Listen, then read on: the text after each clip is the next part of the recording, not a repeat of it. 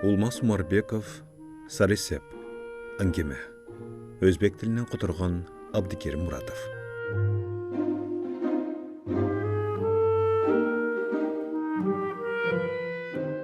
Отставкадағы майор Низамидин әкә Назаров аялының көрістеніне барып, зиярат қылып қайтып отқан. Bir вақтылы жүрегі сайғылашып дем алышы орылышты. Делдеген құлақтарын басып тұрған еске тұмағының астынан мұздақ тер, құдды мен аяқтай екшегесінен үрмелеп құйыла баштады.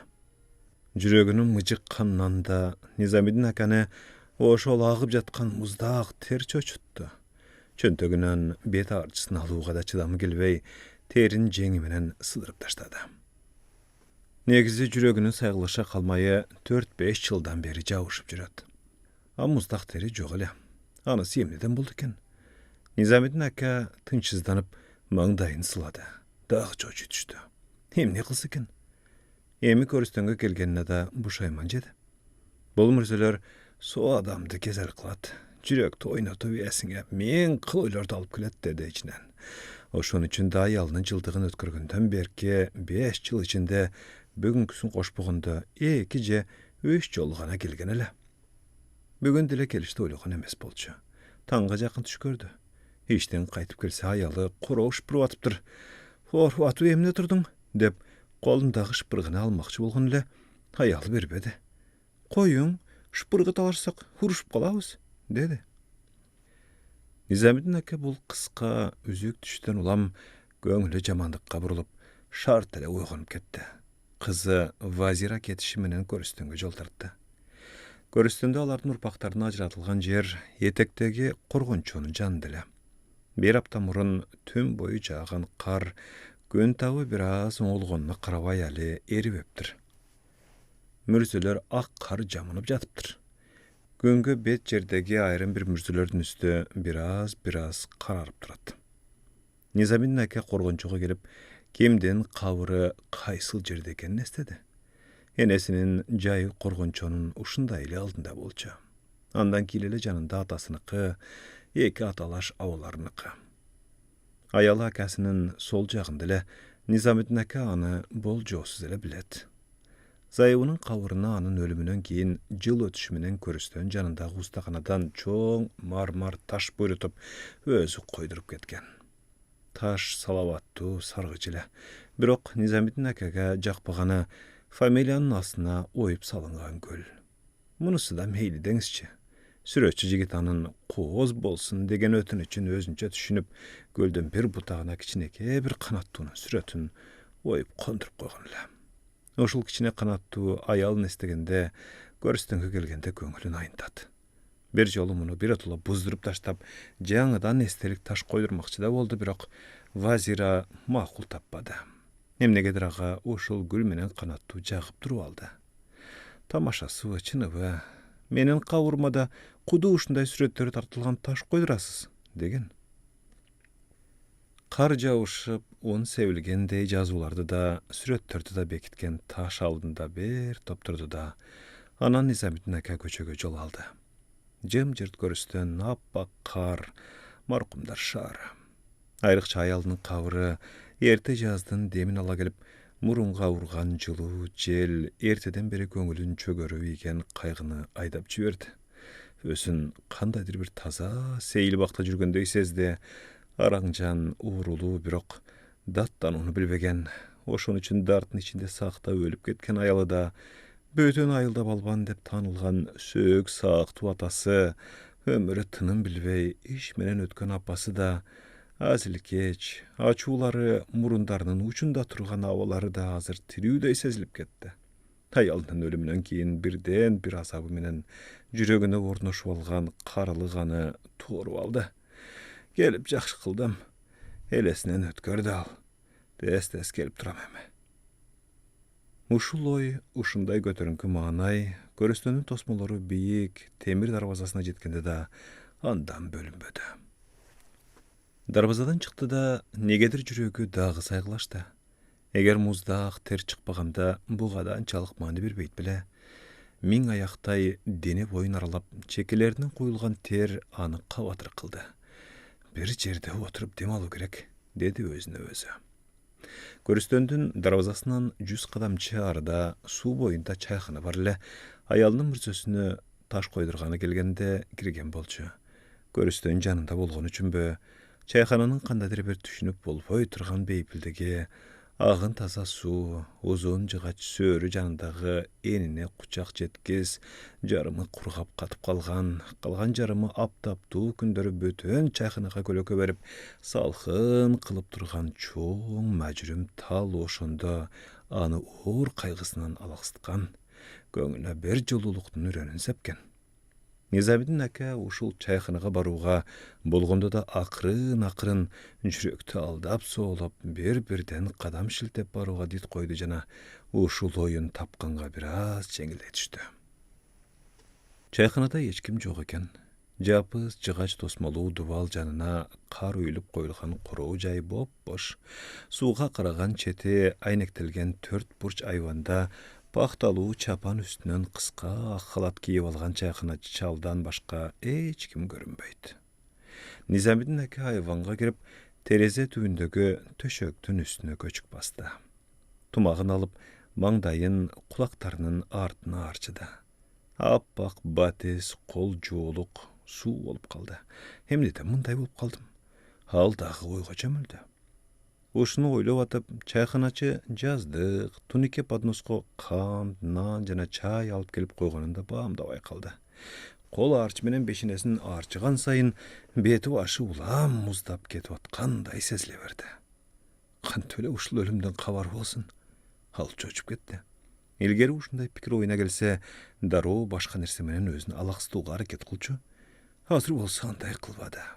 Тескерисинче, ошол капсынан келген ойлорго жетелетип, көздөрүн жумуп жиберди эле чайханачынын дошу чыкты. Бир нерсе болуп атасызбы? Низамидин ака башын көтөрдү. Жок, бир аз тер басты. Чарчагансыз. Чайханачы ишеним менен сүйлөдү. Кант менен ысык чай ичиңиз эле өтүп кетет. Карыгандан кийин адам ушундай. Туруп эле өтүп ооруйт, туруп буту ооруйт. Капа болбоң. Кече мен да өлүп каламбы дедим эле. Жүрөгүм мыжыгып, мына аттаймын, жүрөгүңүзгө жакын албаңыз. Чайханачы жылмайган болду. Мынтип эсап китап кылып отурам. Эсап китап? Түшүнбөдү Низамидин ака. Ооба, кимде эмнем бар, кимге эмне беришим керек? Өлүмдү ойлогон адам тынч болушу зарыл. Кудайга шүгүр бардыгы жайында экен. Низамидин ака менин да жүрөгүм сайгылашып атат. Демек чайханачынын акыркы кеби оюн башка жакка алып качты. А менин иштерим кандай?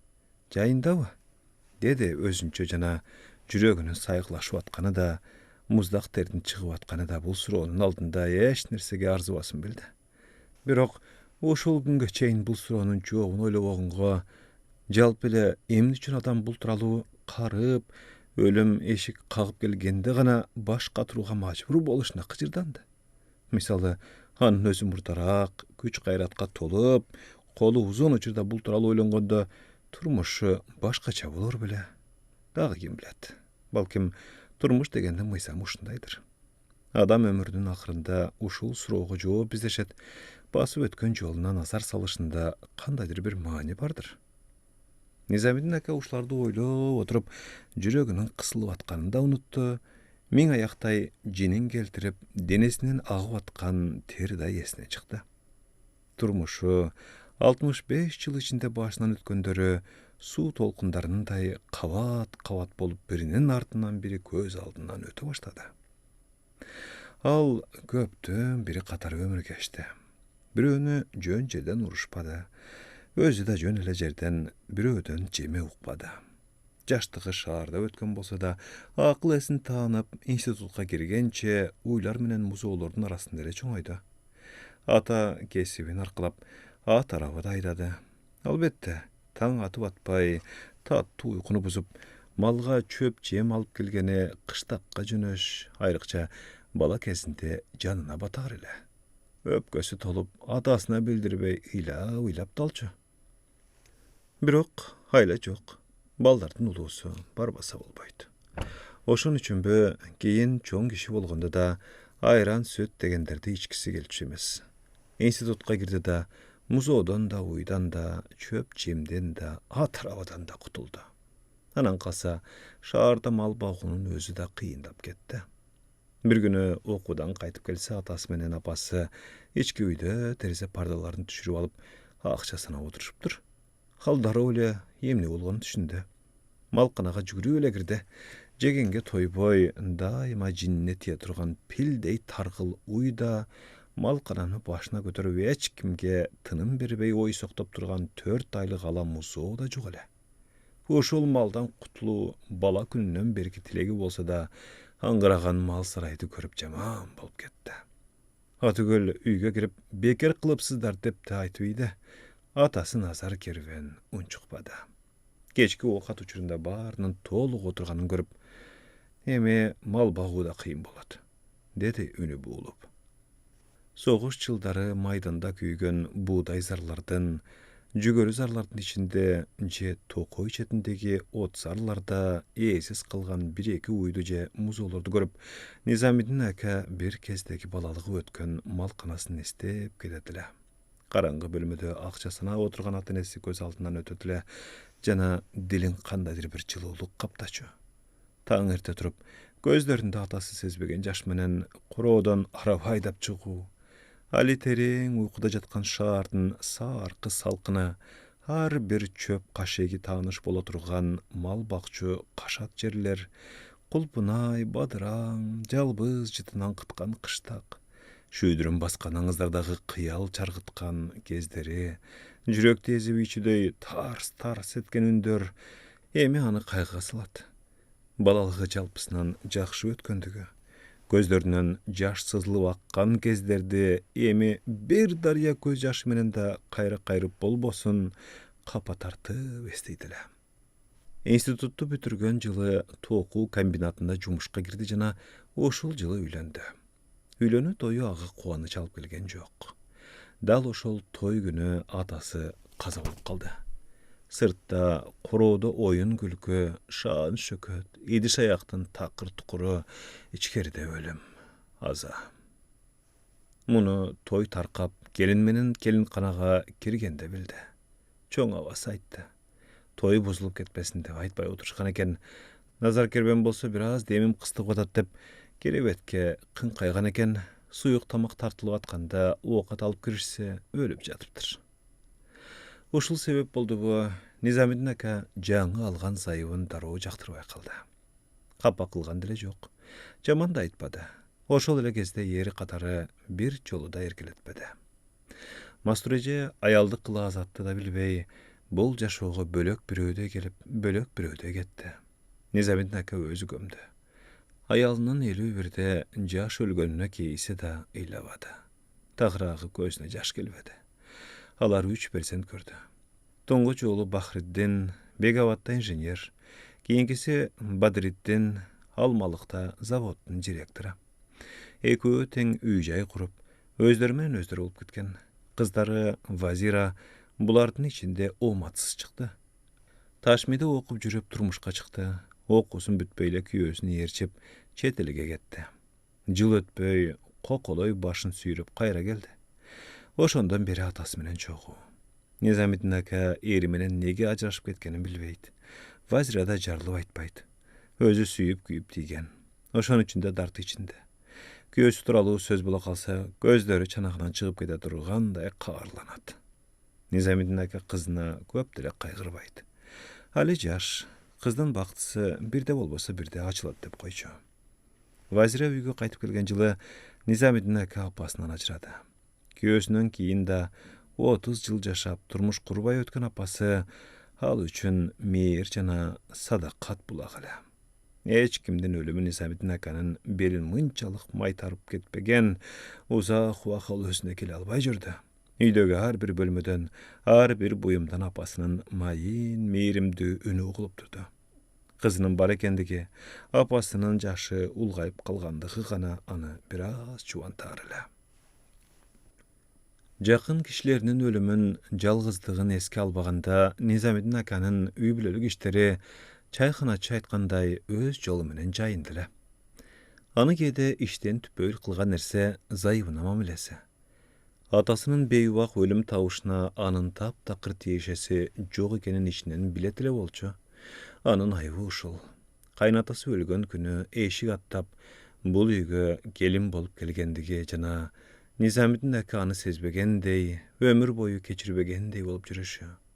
Эгер сүйүп, күйүп, махаббат деп үйлөнгөндө балким турмуштары башка нук менен кетер беле. Анасын эми ким билет. Бир күнү иштен кайтып келгенде көрпө капта отурган апасынын жанында бир кыз да бар экен. Кыз буттарын бир тарапка жыйнаштырып, тизелерин жаап турган атлас көйнөгүн тартып, башын жерден көтөрбөй бир нерселерди айтып аткан экен. Низамидин ака салам берип, өз бөлмөсүнө өтүп кетти. Чечинип чыкса, кыз жок экен. Ал кыздын кимдигине кызыккан деле жок. Апасы өзү сурап калды. Мастура кандай экен? Жактыбы? Койсу Мастура? Низамидин ака түшүнбөдү. Баягы кыз да, ауыттагаңдын кенжеси. Көптөн бери көрө элек болчумун, гүлгө окшоп ачылып кетиптир. Низамидин ака желкесин кысты. Ошол желке кысышы менен маселени чечип койду. Ошол жылы той болду. Тойго чейин ал эч нерсени ойлобой эле жүрдү.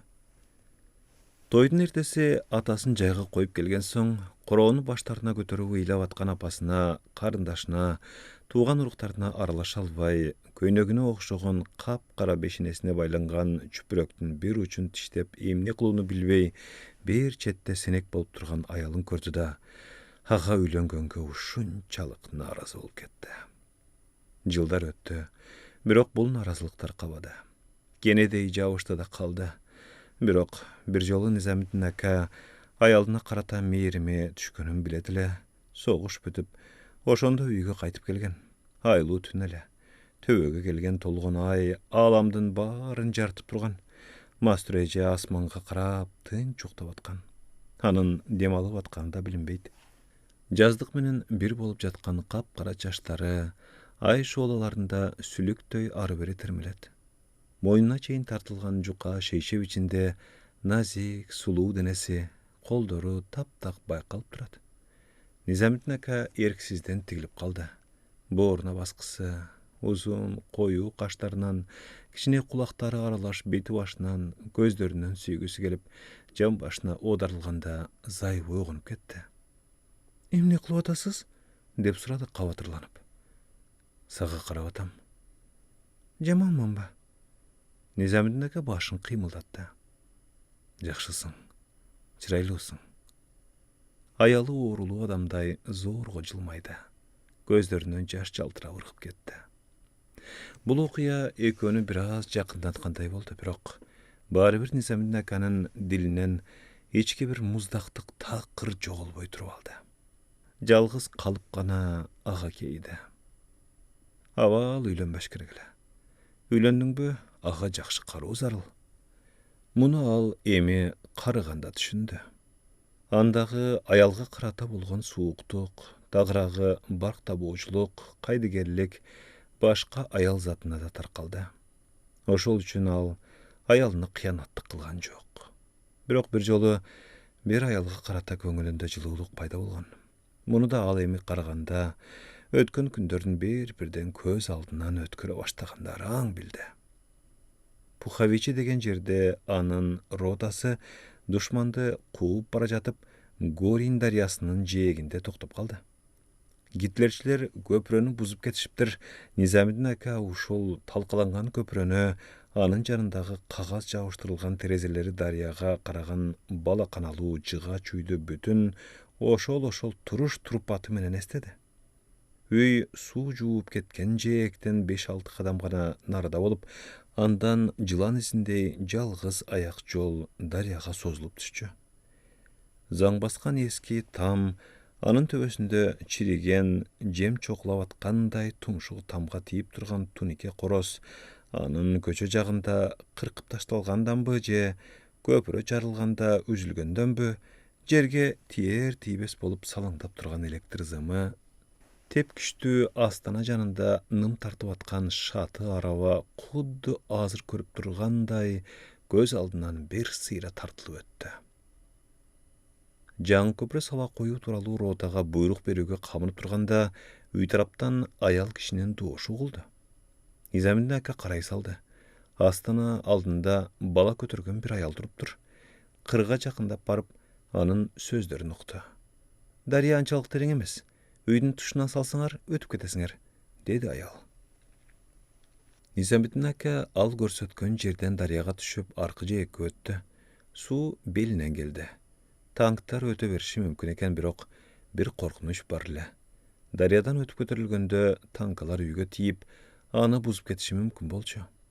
Чыгач үйдүн бир жери бузулса бүттү. Баары бузулат. Низамеддин ака башын катырды. Анын оюн сезип аткандай, ойлонбоң, үй бузулса бузулар, деди аял. Мен анын жука эриндери калтырап кетти. Ыраазымын. Низамеддин ака агыр рахмат айткандай карады да дария тарапка чуркап кетти. Суудан өтө берүүгө буйрук берип, кайра жанагы аялдын жанына тез кайтып келди. Аялдын эмнегедир узун кызыл ашыгына түшүп турган ыраңы өчкөн көйнөгүбү апасыныкы сыяктуу көк-мөк көздөрүн жалдыратып, сүрөөн шоокум менен дариядан өтүп аткан танкалар менен солдаттарга чоңдордой дыкаат кыла карап, ортоңку бармагын соруп турган арык баласы айтыр, бир нерсе жагып, согуштан чарчаган жоокерге мүнөткө болсо да тынчтык үзүрүн багыштап турган эле. Ал ойлогондой эле биринчи танка үйдүн бир бурчун сыдырып кетти. Бирок үй бышык экен, бир кыймылдады да анан ордунан козголбоду. Башка машиналарда эми этияттык менен ушул жерден өтө баштады. Күйөөм курган, деди өзүн бир аз токтотуп алып аял. Ал каерде? Низамеддин ака эч нерсе ойлобой сурады. Каза болгон, өткөн жылы. Аял үнүн араң чыгарып ушинтти да, кайгысын жутуп баласын бооруна дагы бекемирээк кысты. Низамеддин ака өзүн ыңгайсыз сезип, не кылаарын билбей, баланын башына колун тийгизди. Как тебя зовут, малыш? Бала башын алып качып, апасынын желкесине жабышты. Ваня, Иван, деди аял күлүмсүрөп муңайым. Менин да уулум бар. Чоңбу? Деп сурады аял. 4 жашка чыгып калды. Бирок мен али көрө элекмин. Мени тааныбаса да керек. Тааныйт. Аман болсоңуз болду. Экөө тең жым болду. Рота бүт суудан өтүп болгондо Низамеддин ака аялга колун узатты. Рахмат, чоң жардам кылдыңыз. Аял тунук көгүлтүр көздөрүн ага тигилтти, бирок сөз кайтарбады. Низамеддин ака анын азгын колун кысып атканда жүрөгүн дагы бир жылуулук тепчип өттү. Ички сезимдерин ыраазычылыктан башка да бир белгисиз жакшылык каптап алгандай болду жана эмне дешин билбей, болгону бир аз гана ууртунан жылмайып койду. Ушул туруш, ушул абал бир топко созулуп кеткен окшойт. Бир убакта аял колун тартып алып, күтүп калышты, деди. Анын назик, жагымдуу үнү Низамеддин аканы селт эттирип өзүнө келтирди. Атыңыз ким? Таня, деди да аял уурдангандай ыйбаа кыла ага карап койду. Таня, үйүңүздү оңдоп беребиз. Низамеддин ака баланын маңдайынан өптү. Албетте оңдоп беребиз. Аял башын кыймылдаткандай болду. Минск шаары бошотулган соң Низамеддин акалар полку менен резервке өттү. Бул мүмкүнчүлүктү колдон чыгарбай, Низамеддин ака 2 жоокерине Пуховичиге чейин барып келүүгө уруксат алды. Алар бир жуманын ичинде үйдү оңдоп, кайра кайтышы керек эле. Ротада 50-лөргө барып калган чыпкенттик Шекен Аманкулов деген солдат бар эле. Низамеддин аканын аскердик ишке катышуудан жашы өтүп калган бул кишиге боору ачып жүрөт эле. Аны дайым бир чети урмат кылып, бир чети азилдешип аксакал деп койчу. Аксакалдын 5 перзенти болуп, баары кыз экен. Мени немис аз жерге салсаңчы, дечү аксакалда Низамеддин аканы өзүнө жакын тутуп. Кокус өлүп нетип кетсем, 5 кызым кандай күндө калат? Низамеддин ака Пуховичиге ушул аксакал менен сибирлик бир балбан жигитти жөнөттү. Аялга деп жарым кап азуу оокатта атап берди, бирок аларды кийин кайра көрүш насип кылбады. Брест шаарына жакын жерде Низамидин ака санынан жаракат алып Минскиге жөнөтүлдү. Ал жерден үйгө кайтарды, бирок аны аскер кызматынан бошотушкан жок. Облустук аскер комиссарлыгында иштеди. Ушул жерден отставкага чыкты. Низамидин ака Дария боюндагы ошол окуяны эстегенде көз алдында Пуховичке жиберген 2 солдат келди. Алар үйдү оңдоп беришти экен. Ал ушундай ойлоду. Турмушундагы эң бир маанилүү иши ушул экенин да түшүндү. Аксакал да, сибирлик жигит да ишеничтүү адамдар эле, анан калса алар солдат эле. Буйрукту аткарбоого чаралары жок. Бирок эми согушта эмнелер гана болбойт. Ушул ой бүт денесин бошоттуруп жиберди. Кийин элесинен аял кайра өттү. Таня, Татьяна. Өзү тирүү экен. Тирүү болсо азыр кандай экен? Низамидин ака канчалык аракет кылбасын, аны ошондогу али 30дарга да жете элек, алтын чач, көгүлтүр көз аялды башкача түк элестете албайт. Мындай кылуунун зарылдыгы деле жок эми. Ал үчүн азыр эң башкысы күнөөсү өтө кечигип, эске түшкөн карызынан кутулуш, үйү бузулган азыркы кемпирди жана анын чоң киши болуп калган уулун бактылуу абалда көрүү эле. Ал ушундай чечимге келди. Алдында турган тунике табакка чөнтөгүндөгү болгон тыйындарын таштап, чайханадан чыкты. Эртеси эртелеп аэропортко жол алды. Кечинде Минскиге конду. Канча ашыкпасын, Пуховичке караңгыда кирип барууга буту тартпады. Көңүлү тынчыбай туруп алды. Анан мейманканада да жата албай көчөгө чыкты. Согуштун запкысынан Минск толук кутулган экен. Телевизордан уруштан бүлүнгөн Минскинин жаңыланышы боюнча көп эле көргөн болсо да, көз алдында пайда болгон бийик имараттар, кең кооз көчөлөр, каркыралардай тизилип өтүп аткан машиналар аны кубандырды. Жаңы Минск мынчалык деп ойлогон эмес эле. Эрте таңда такси жалтап Пуховичке жөнөдү. Түшкө жакын айдоочу келдик дегенде ойлорун жыйнап алды. Бирок ал түшкөн жер эски Пухович эмес, бүтүндөй өзгөргөн чоң шаар болуп чыкты. Бул шаардын Пухович экенин жол боюндагы токойдон жана калааны так ортодон кесип өткөн Дариядан гана билди. Дариянын аты Горин эле. Низамидин ака шаарга кирбей, машинаны чоң жолдо калтырып, токой тарапка басты. Көпүрө ушул токойдун аягында эле токой өзгөрбөптүр. Дарактар гана чоңуйуп кетиптир. Муну ал кайыңдардан билди. Ошондо алар чыбыктай ичке, желге ийилип турган көчөттөр эле. Токойдон чыкканда бир араба бата турган тар жыгач көпүрө көрүндү. Алар душманды кууп келген негизги жол ушул жерден өтөт эле. Эми болсо араба жолу болуп калыптыр. Низамидин ака көпүрөгө келгенде жүрөгүнүн согуусу тездеп кетти. Дариянын ар жагында эч кандай үй жок болуп чыкты. Анын ордуна жаш кайыңдар тигилиптир. Ал көргөн көздөрүнө ишенбей көпүрөдөн өттү. Чын эле үй жок болчу. Оюна миң түрлүү пикир келди. Адегенде солдаттарды ошондо келишкен эмес экен да деп ойлоду. Бирок буга ишенбеди. Кийин Таня токойдун ар жагындагы жаңыдан салынып аткан көп үйлөрдүн бирине көчүп баргандыр деп болжолдоду. Кандай болсо кана эми? Ал ушундай үйлөрдү да ушунча жыл ичинде бир жолу да кат жазбаганына өкүндү. Бирок Таня деген ысымынан башка эч нерсесин билбегенин эстеп, өзүн жемелеп да алды. Неге ушунда фамилиясынын адресин жазып албады экен? Неге аксакалга кат жазбады? Акыр анын фамилиясын билет эле го. Ушундай үйлөр менен алышып ал көпүрөнүн үстүндө бир топ селейип турду. Алыстан ат араба келе жатат. Низамидин ака ошону күтүп калды. Араба көпүрөгө жакындаганда үстүндө өзү теңдүү мойсопут бирөө буттарын асылтып отурганын көрдү. Кечиресиз, ушул жердик сизби? Мойсопут атынын тизгинин тартты. Эмне болду? Мына бул жерде жыгач үй бар эле да. Арабакеч аны андан ары сүйлөтө койбоду.